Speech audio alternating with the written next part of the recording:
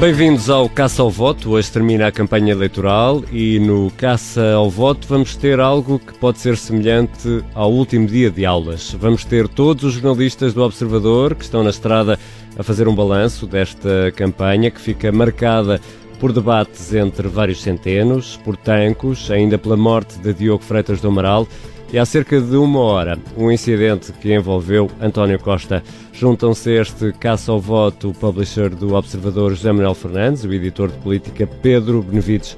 Tentamos ainda perceber o que é verdade ou mentira no discurso político, no fact-check. O PAN diz que é o único partido com propostas para a defesa dos animais. Será verdade? Vamos saber ainda durante este Caça ao Voto. E no nosso regresso ao passado vamos ao baú, a 1999, quando nas eleições legislativas aconteceu algo de inédito em Portugal. 115 deputados para o PS, 115 deputados para a oposição. Este Caça ao Voto começa agora. Estamos então em modo de último dia de aulas, ou melhor, último dia de campanha eleitoral. Foram 15 dias de campanha, milhares de quilómetros, horas e horas de discursos, de declarações, de reações. Daqui a umas horas o país mergulha num silêncio político. Às 0 horas de sábado arranca o famoso período de reflexão. Já lá vamos. Arrancamos este Caça ao Voto pelo incidente em que António Costa se viu envolvido esta tarde, quando foi interpelado por um popular, já no centro de Lisboa, quando terminava a arruada no Chiado, um popular que o acusava de estar de férias quando dos incêndios em Pedrógão, que provocaram dezenas de vítimas. António Costa queixou-se de calúnias, chamou mentiroso a este homem e esta hora já segue no comboio a caminho do Porto. É lá que vai decorrer o encerramento da campanha eleitoral do PS no Coliseu do Porto. Estamos então à conversa o Pedro Benevides e o José Manuel Fernandes. Obrigado, boa tarde, José Manuel. Este incidente revela o quê? Que António Costa está farto já não consegue lidar com esta questão das férias e do incêndio? Está cansado da campanha? Eu acho que revela várias coisas. O último dia de campanha é sempre um dia de alguma tensão. António Costa é um homem que em vários momentos já se percebeu que não ferve em pouca água, como se costuma dizer. Este é um momento que para ele é dos momentos mais difíceis, talvez o momento mais difícil da sua passagem destes 4 anos. E depois a questão das férias, sendo falsa, ele no período de Pedrógão efetivamente não estava de férias. A verdade é que ele, 15 dias depois, no momento de Tancos, estava de férias. E, portanto, há essa sombra, que é a eterna sombra de Tancos, que não sendo a sombra de Pedrógão, que é muito mais grave em termos da opinião pública, pesou sobre toda esta campanha. Deu algum sinal de alguém que não está tranquilo no seu final de campanha e deu também um sinal de algo que não fica bem, não é? Portanto, nesta campanha já tínhamos visto outros candidatos a serem até abordados de forma mais agressiva do que esta por populares. Aconteceu, por exemplo, com a Associação Cristas, numa arruada no Porto e até numa descida de umas escadarias em Coimbra, e que mostraram mais tranquilidade, digamos assim, e esta reação de António Costa foi mais agreste. Eu compreendo que as pessoas não gostam de ser confrontadas com isto, mas um político e sobretudo um primeiro-ministro tem que ter mais sangue frio. Pedro Benevides. Eu não sei muito bem o que é dizer, mais para complementar o que o José Manuel Fernandes disse, porque é exatamente isto. Eu acho que há aqui um fator que é muito importante. António Costa é um político experimentado e ele tem perfeita noção de que isto não pode acontecer, muito menos numas eleições, muito menos no último dia de uma campanha eleitoral, e muito menos com as ambições que ele tem para estas eleições. Portanto, ele tem noção perfeita disso e a prova é que logo a seguir teve o sangue frio suficiente para vir explicar-se aos várias reações, não é? Logo umas a seguir às outras, já bastante mais calmo e com a noção de que de facto aquilo que aconteceu não devia ter acontecido. Eu concordo, acho que isto revela uma série de coisas, o cansaço da campanha naturalmente, também o facto de ele não estar muito tranquilo com a forma como esta campanha correu, provavelmente não era o que ele tinha pensado, e sobretudo para mim, porque é difícil colocar-nos nesta posição, eu imagino que aquilo que nós não vemos existe também, que é como é que um primeiro-ministro lida com o facto de, sob o seu mandato, terem perdido a vida cerca de 100 pessoas. Ele pareceu sempre um bloco de gelo nessa altura, foi aliás muito criticado também por isso, provavelmente não foi assim que ele o viveu, e eu acho que este incidente também revela isso. Agora, isto acontece há muitos anos. Se isto é provocação, como ele diz, eu não tenho a certeza, nada prova que seja, é apenas queixas uma... de calúnia, de alguém que foi ali Sabemos que colocado. é verdade que acontece isto, com o Passos Coelho também aconteceu quando houve uma jovem que lhe foi perguntar sobre os subsídios de férias e de Natal, etc, etc. Portanto, estas coisas acontecem. É possível que, em alguns casos, seja gente que seja colocada ali para provocar, mas independentemente disso, não pode acontecer. Quer dizer, isto é um clichê quase de uma campanha eleitoral. Isto poderá ter alguma influência em algum votante? Não sei, não faço ideia. Quer dizer, há sempre a leitura de que há uma militância socialista que se sente galvanizada, e a leitura que há uma parte de eleitores que dizem: epá, este homem é demasiado sanguíneo para ser primeiro-ministro, portanto se calhar é melhor ir para alguém mais tranquilo. Eu acho que não favoreceu, pelo menos. Estamos a tentar, nesta altura, uma ligação ao comboio que transporta o Primeiro-Ministro de Lisboa para o Porto, o Primeiro-Ministro e Secretário-Geral do PS, aqui no fato de Secretário-Geral do PS, porque está na altura de fazermos também um balanço sobre esta campanha eleitoral, um balanço que importa fazer a esta hora, quando estamos já a poucas horas de encerrar esta campanha. Bom, é difícil, como dizíamos há pouco, comunicar com comboios em andamento, apesar de estar... Comboios, sobretudo da linha Lisboa-Porto. Exatamente, quem já andou conhece esta experiência, e não conseguimos nesta altura a ligação nem com a Rita Tavares, nem com o Miguel Viterbo Dias, que seguem de comboio para o Porto e que acompanharam toda a caravana do Partido Socialista. Por isso, avançamos para o centro de Lisboa, onde esperamos que a rede seja melhor, e é lá que está a Rita Diniz, que tem estado a acompanhar a caravana do PSD. Depois de Centenos, depois de Tancos, depois deste incidente, podemos dizer que Rui Rio se sente assim uma espécie de Rolling Stone, Rita Diniz? Olá, boa tarde. Sim, ao contrário dos momentos mais agressivos ou mais agressivos do que tivemos a assistir há pouco na campanha de António Costa, aqui na campanha de Rui Rio está tudo muito calmo, muito bem disposto até. Estamos no Chiado, vamos agora começar a arruada, a tradicional descida do Chiado, e até há poucos minutos ouvia-se os tambores e os bombos que marcam este momento. Na verdade, esse barulho supostamente tinha sido cancelado porque em respeito ao falecimento de Diogo Freitas do Amaral, e por isso é que agora não estamos a ouvir esses mesmos tambores, mas até há pouco estávamos.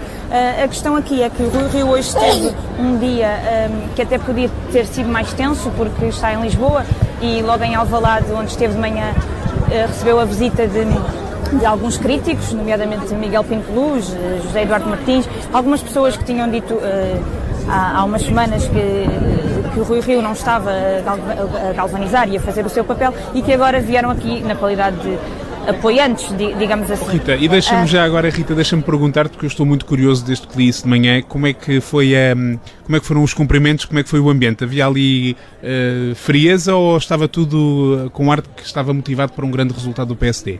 Os cumprimentos foram apenas um aperto de mão, não mais do que isso, mas dentro de um registro muito civilizado, não houve grandes conversas. Essa parte foi curiosa. Frieza, não é? Sim, essa parte foi curiosa porque estávamos todos muito atentos a isso. Não houve frieza, também não houve uma grande conversa e uma grande boa disposição. Rui Rio foi questionado sobre isso depois pelos jornalistas, e disse que não o incomodava nada que os chamados críticos estivessem por ali, antes pelo contrário. Portanto, aparentemente até isso, há uma semana Rui Rio dizia que era hipocrisia as pessoas que o criticavam agora aparecerem na campanha, mas neste momento não voltou a esses termos e preferiu que reinasse a paz aparente. Rita. Agora, aqui na arruada aqui do Chiado, acabou de receber um apoio de Manuela Ferreira Leite, que veio aqui para acompanhar esta descida. Ontem já tinha tido Luís Filipe Menezes no Porto, falando de ex-líderes do partido, e Manuela Ferreira Leite foi muito elogiosa da personalidade de Rui Rio, e disse mesmo que ele deve continuar na liderança do PSD, mesmo que não ganhe as eleições. Rita Diniz, se pudermos resumir esta campanha do PSD numa frase, dirias que correu muito melhor do que aquilo que era esperado? Acho que sim, acho que essa é uma frase bem escolhida.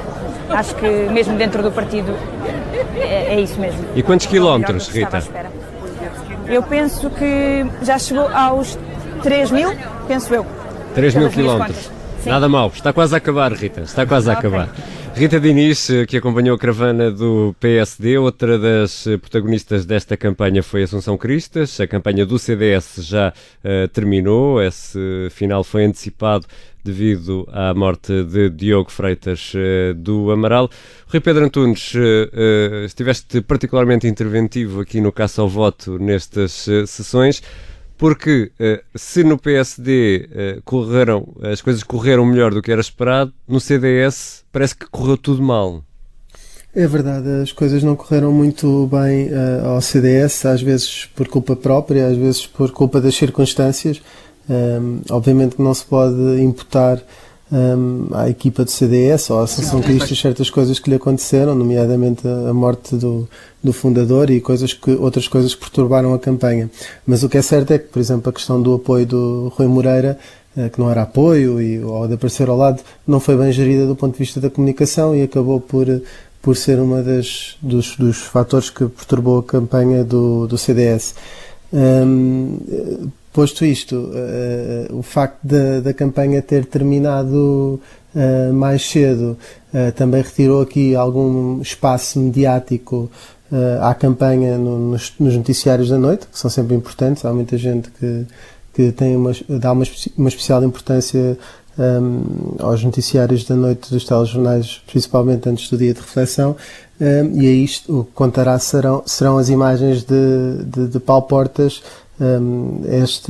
ao início da tarde, depois do almoço, num discurso que fez em Setúbal, em que basicamente fez um apelo para que as pessoas, ou os eleitores do CDS, ou os simpatizantes e as pessoas que vão votando no CDS, não desmobilizem para outros partidos, que ele até diz que até podem ter ideias bastante interessantes, mas que nunca conseguirão, na perspectiva de Paulo Portas, eleger um deputado, e portanto são votos desperdiçados. Quando o CDS com mais 1.000, 2.000 votos pode ser a diferença para perder um deputado ou para ganhar um deputado, esses partidos com esses 2.000 votos nada conseguem fazer do ponto de vista da representação parlamentar.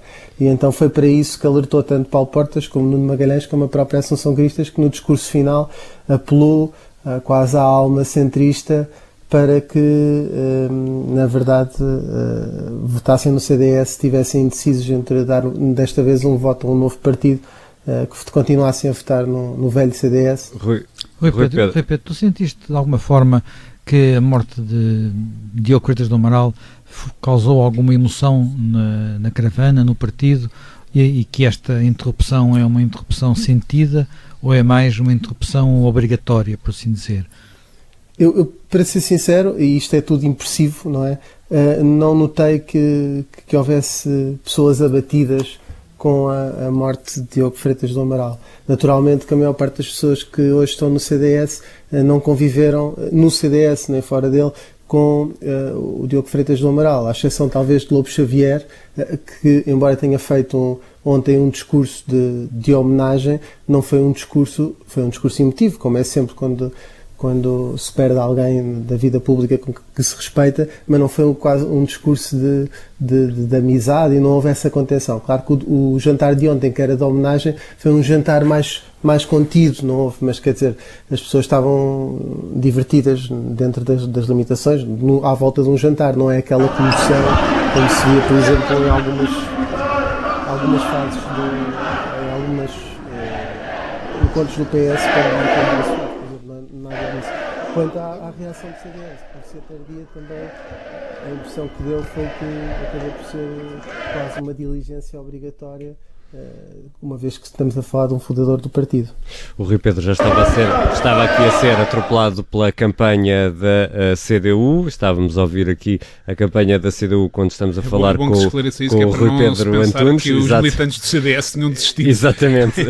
Completamente. Rui Pedro Antunes, tu és o único nesta altura com capacidade para dizer quantos quilómetros? perto de 5 mil. Digamos que... Mesmo assim, para quem acabou mais cedo... Olha, o CDU continua aqui a entrar em força. 5 mil quilómetros?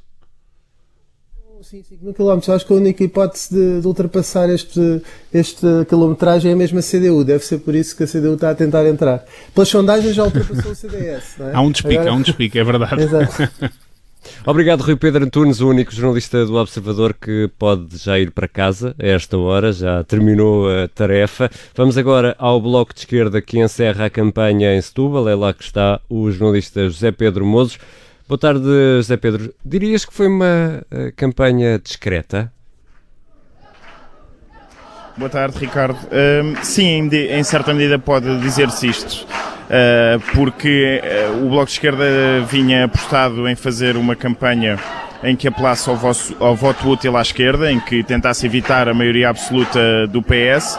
Começou a fazê-lo logo no primeiro dia de campanha, mas a verdade é que Tancos tomou conta da campanha, um tema em que o Bloco de Esquerda não se quis meter, fez os mínimos olímpicos para não deixar de aparecer quando tinha de aparecer, mas não se destacou. E se Tancos foi o tema de campanha e o Bloco de Esquerda não se destacou, em certa medida pode-se dizer que foi uma campanha discreta, mas ao contrário do que aconteceu noutras campanhas, Tancos não alterou a estratégia que o Bloco de Esquerda tinha preparado para a campanha, continuaram a falar das causas que tinham programado e acabou por ser uma campanha que passou ao lado do mediatismo de outras campanhas, mas que não saiu da linha que o Bloco de Esquerda tinha programado.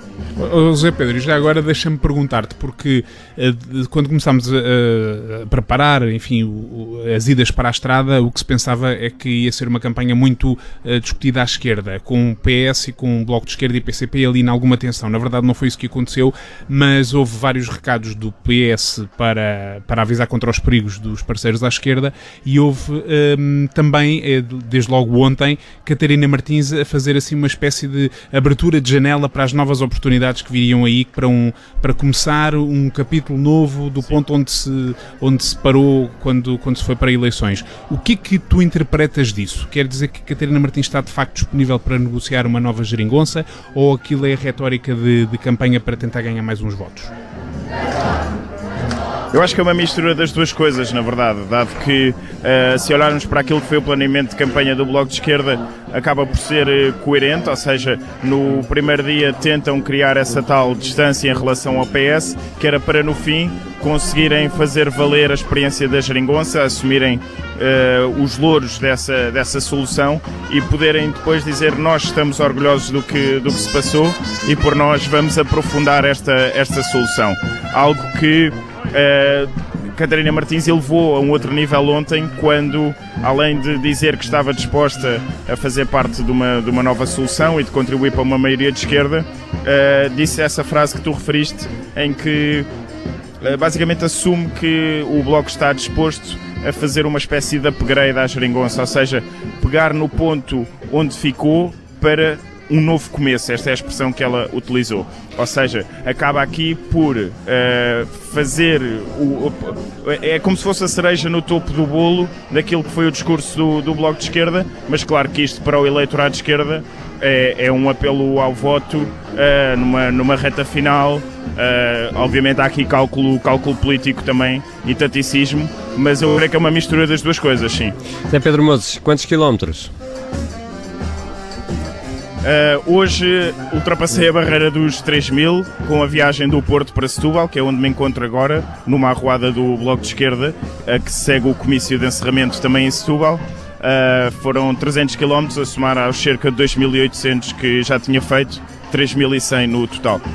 Obrigado, José Pedro Mozos, jornalista do Observador, que está a acompanhar o Bloco de Esquerda. Avançamos para outro ponto, vamos até ao PAN, que está a ser acompanhado pelo João Francisco Gomes. João Francisco, ontem André Silva mostrou as garras, a campanha definitivamente está a correr bem ao PAN, ao contrário do que aconteceu ao CDS. É verdade, Ricardo. A campanha, se no início tinha começado bastante discreta, podemos dizer até morna, com André Silva a evitar entrar por todos os temas polémicos, ontem decidiu como escrevia também no título no Observador, pôr o tofu todo no assador, para não dizer a carne, porque todas as refeições foram vegan. O tofu ou o seitan. Atacou todos os partidos, da esquerda, exatamente, ou o seitan. E não na tua voz que estás um bocadinho, estás ainda zangado, ainda não resolveste isso. Estou aqui. Eu não sou o maior apreciador de comida vegana, portanto... Alô? Sim, João Francisco. Estão a ouvir-me? Sim, continua, por favor. É que nós temos aqui a campanha da CDU que de vez em quando vai entrando só para dizer que está presente, mas já lá vamos à Rita Penela e à campanha da CDU. Continua.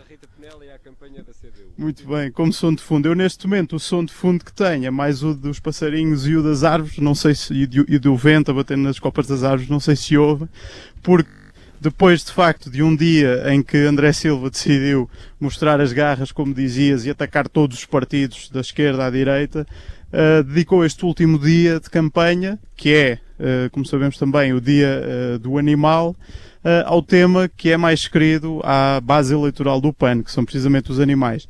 E neste momento a comitiva acabou de sair do Centro de Recuperação de Animais Selvagens, no Cadaval, no norte do distrito de Lisboa, onde André Silva libertou um mocho e apadrinhou uma raposa, a que chamou Pandinha. Escusado será dizer que o PAN, no início da palavra, é com maiúsculas, para ser bem destacado. Só chamou Pandinha a uma raposa. Pandinha a uma raposa, exatamente. Não é um panda, é uma pandinha. Não é um panda, é uma raposa. É uma raposa arraçada de panda. Capturada num parque de campismo. Exatamente. Olha, João Francisco Gomes, e quantos quilómetros? Olha, com o regresso a Lisboa, a caravana do PAN vai completar estas 2 semanas de campanha com cerca de 1830 km feitos. Portanto, nem sequer chega à marca dos 2000. Foi Exatamente. Mais ecológica que os outros, até porque foi feita em carro híbrido, às vezes de comboio e de transportes públicos, portanto, foi poupadinha nesse aspecto. O carro híbrido parece que foi uma regra da campanha. Nos bastidores, que é uma reportagem que publicamos hoje no Observador, mostramos que toda a gente andou de carro híbrido, que é o politicamente correto da campanha. Obrigado, João Francisco, faz boa viagem de regresso, ainda faltam algumas horas para o final da campanha e já aqui ouvimos algumas tentativas da CDU de entrar neste caça ao voto.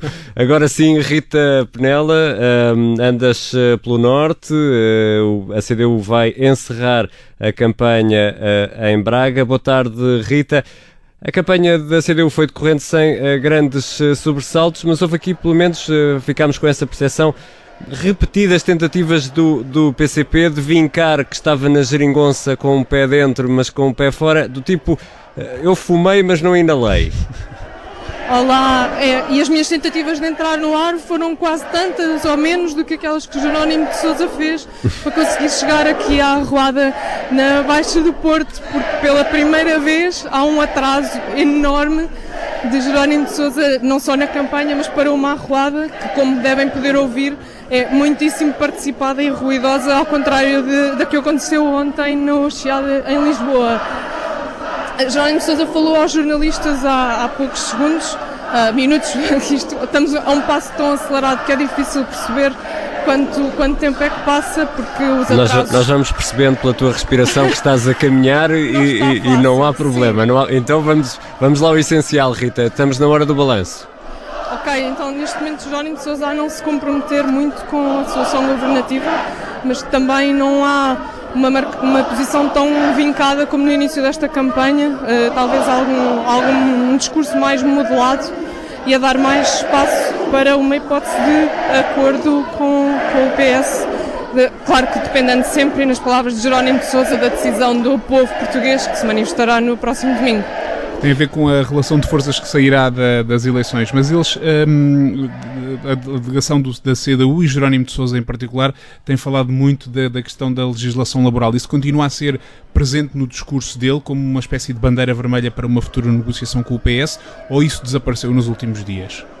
Não, presentíssimo, e aliás não me parece que vá desaparecer em qualquer altura.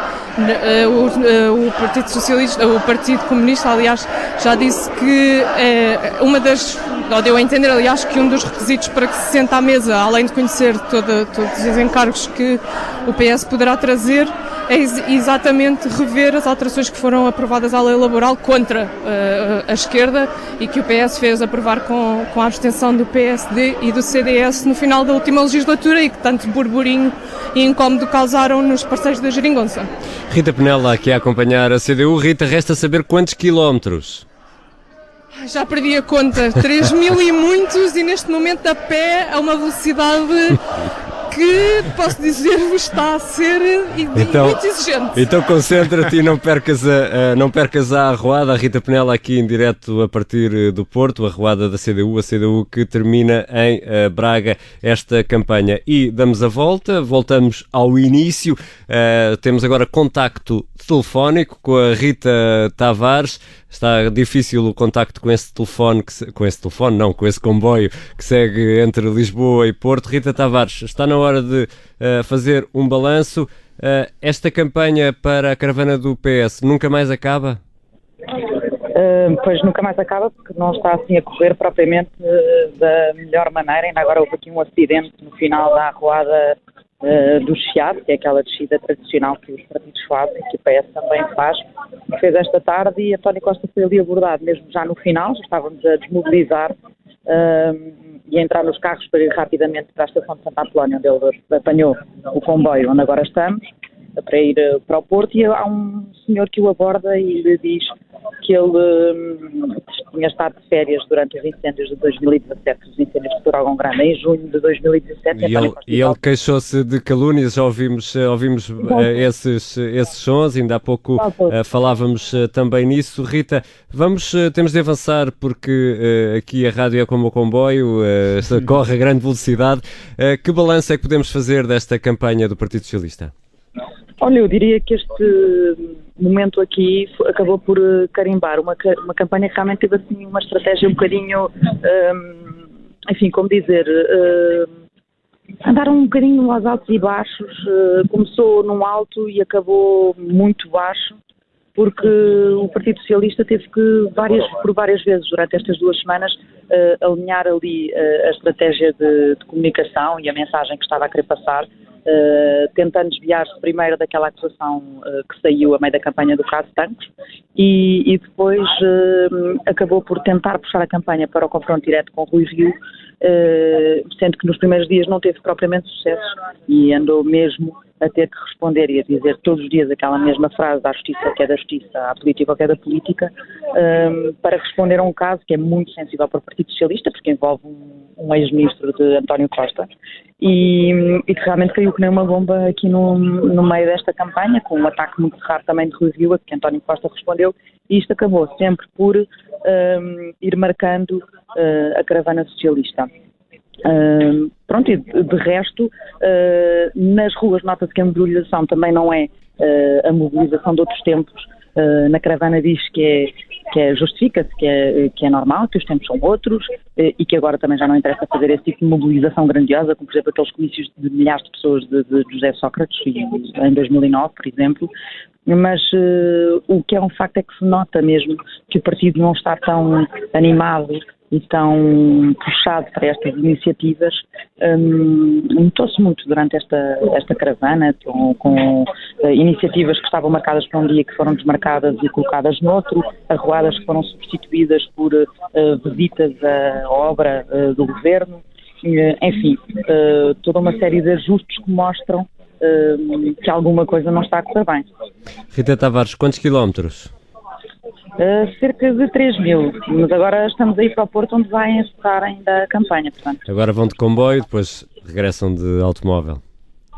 Não, regressamos de comboio também. Também regressam de comboio. Muito bem, muito eco, Rita Tavares.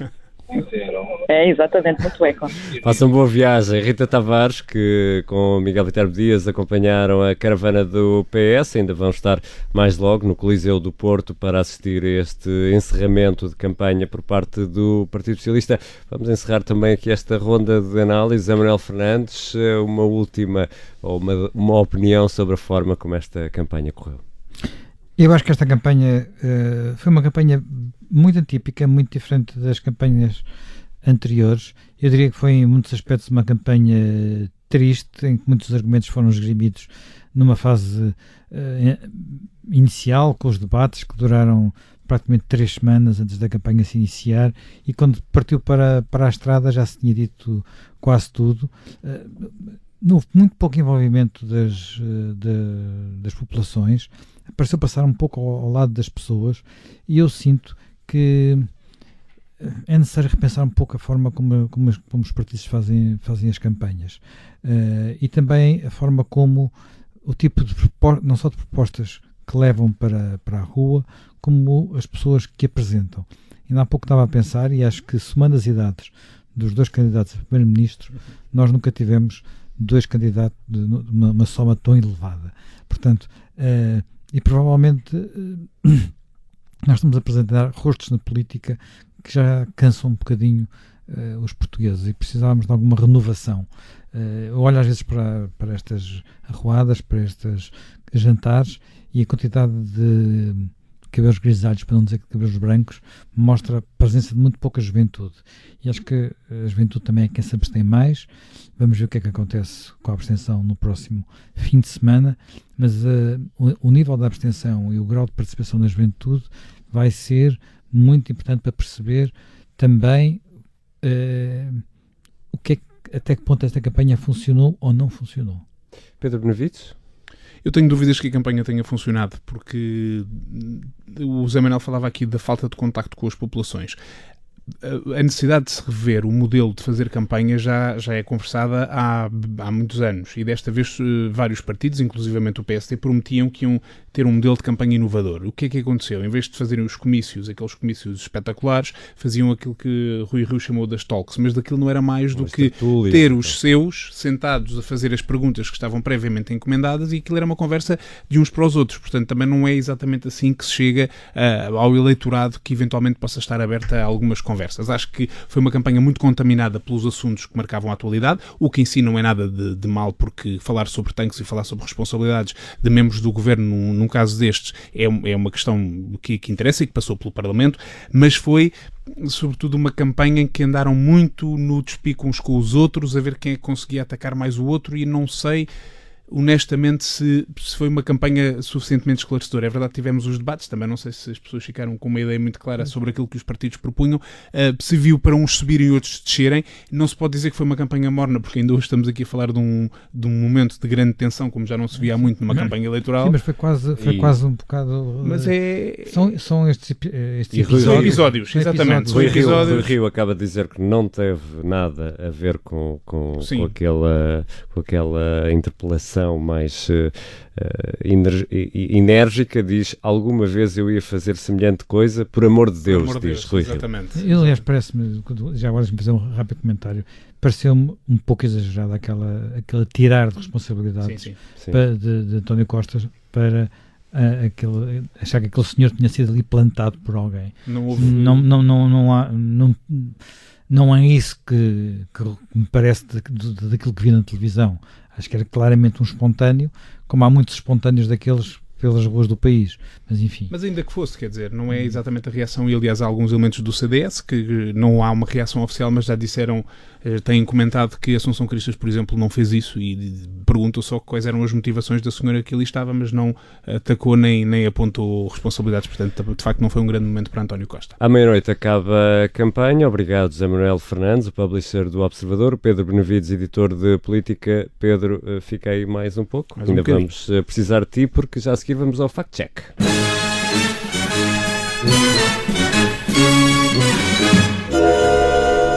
E neste fact-check hoje temos Pedro Benevides, e neste último fact-check, neste último caça-verdades e mentiras do caça ao voto, voltamos a olhar para o PAN, que alega ser o único partido que tem no programa a proteção e a defesa dos animais. Diz que é o único que tem medidas neste sentido. É assim? Bom, vamos lá ver. André Silva o que diz é que, isto foi durante uma ação de campanha num canil em Almada, que o seu partido é o único com propostas inscritas no programa eleitoral para proteger e defender animais. Ora, tudo isto nasce daquela picardia dos últimos dias com os verdes, uma espécie de espelho meu, há alguém mais verde do que eu. Mas não é verdade. Não é verdade. Não é verdade. O Observador e Pedro Benavides mergulhou nos programas eleitorais e foste vê-los Confirmo, e foram momentos muito bem passados e dos quais vou ter saudades. E o que é que eu encontrei? Encontrei que, por exemplo, no PS existe uma proposta que pretende facilitar o transporte de animais nos transportes públicos sem a necessidade destes serem colocados em contentores, e ainda uma proposta para criar a figura do provedor do animal. No Bloco de Esquerda há uma longa lista de medidas, vamos falar aqui só de 2 ou 3. Por exemplo, no que toca aos animais domésticos, defende a criação de uma rede de centros de recolha oficial que abranja todos os municípios e que atenda às necessidades de esterilização dos chamados animais errantes asilvestrados, é assim que se diz, e animais de companhia. Também a criação de abrigos preparados para receber animais domésticos e selvagens, e ainda a reconversão de praças de touros fixas com pouca ou nenhuma utilização em espaços culturais. E são algumas das medidas que o Bloco traz e que fazem parte do programa. Uhum. Há mais medidas noutros partidos?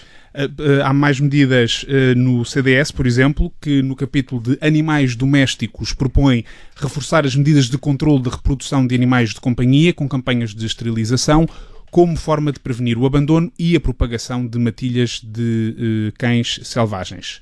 Ainda o LIVRE, que defende a redução do escalão do IVA de 23% para 6% nos serviços veterinários e na alimentação para animais de companhia. E o PSD, alguma... O PSD, na verdade, o PSD não tem propostas específicas, tal como a CDU, que também não, para animais domésticos especificamente, mas quer apostar na garantia de segurança, de sanidade e do bem-estar animal, mas na agricultura. Isso na CDU. Bom, resumindo, no que toca a medidas em defesa dos animais... No que toca a medidas em defesa dos animais, o PAN não está sozinho e, por isso, o carimbo é vermelho. Então, sai o último carimbo desta campanha, carimbo vermelho para o PAN. Já a seguir, um regresso ao passado, vamos ao baú das legislativas.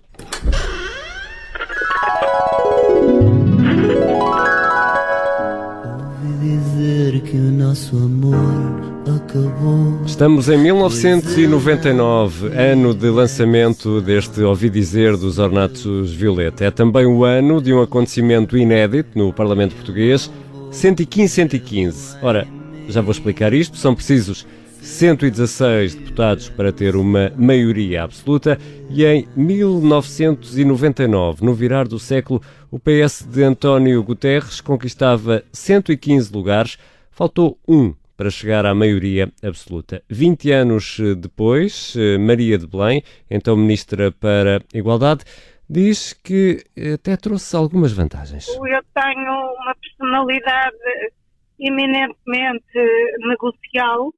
Gosto de tentar convencer os outros da bondade daquilo que para mim é o certo e o correto, e portanto não é desilusão nenhuma. O que é importante é que tenha havido um crescimento no score eleitoral, porque isso significa que houve uma avaliação positiva por parte dos portugueses. Maria de Belém, que foi Ministra da Saúde de um governo minoritário de António Guterres, eleito em 95, muda de pasta em 1999, no tal ano dos 115-115. Já Luís Capolas Santos manteve o cargo em 95, em 99 e no atual governo socialista foi e é Ministro da Agricultura. Lembra António Guterres como um homem no limiar de conquistar o país. Ele surgiu, ganha o país com maioria numa primeira eleição, depois de 10 anos muito marcados do período cavaquista, ganha as eleições com maioria relativa e depois ganha as eleições com uma maioria quase absoluta. Faltou um deputado. O segundo governo de António Guterres não chegou a terminar o mandato. Em 2001, os socialistas perdem as autárquicas para o PSD. O primeiro-ministro demite-se para evitar o pântano político. No ano seguinte, Eduardo Ferro Rodrigues perde para o PSD de Durão Barroso com uma diferença de 3%. Capolas Santos, vamos ainda fazer-lhe uma pergunta. E se, em vez de Ferro Rodrigues, fosse Guterres? O António Guterres era um líder bem mais carismático, até porque estava no poder há vários anos, tinha uma outra notoriedade pública e, enfim, um carisma reconhecido. É substituído naquelas circunstâncias, em tão pouco tempo, por Ferro Rodrigues, que surge quase como uma segunda escolha, e mesmo assim Ferro Rodrigues tem 38%. Agora ficaremos sempre por saber o que é que teria acontecido se essa demissão não tivesse acontecido naquele contexto. Fica por responder esta pergunta. António Guterres chega a Comissário das Nações Unidas para os Refugiados em Alto Comissário das Nações Unidas para os Refugiados em 2005. Desde 2017 é o secretário-geral da ONU. Também Durão Barroso deixou depois um mandato a meio. Em 2004, 2 anos depois de ter sido eleito, abandona o Executivo e torna-se presidente da Comissão Europeia. Em 1999, o ano do empate 115-115, os Ornatos Violeta lançavam mais uma daquelas canções que entra para a história do rock português. Ouvi dizer que o nosso amor acabou, pois eu não tive a noção do seu fim. O Caça ao Voto regressa nas próximas eleições. Vê-lo em mim, se eu não tive a noção de ver nascer um homem. E ao que eu vejo, tudo foi para ti uma estúpida canção que só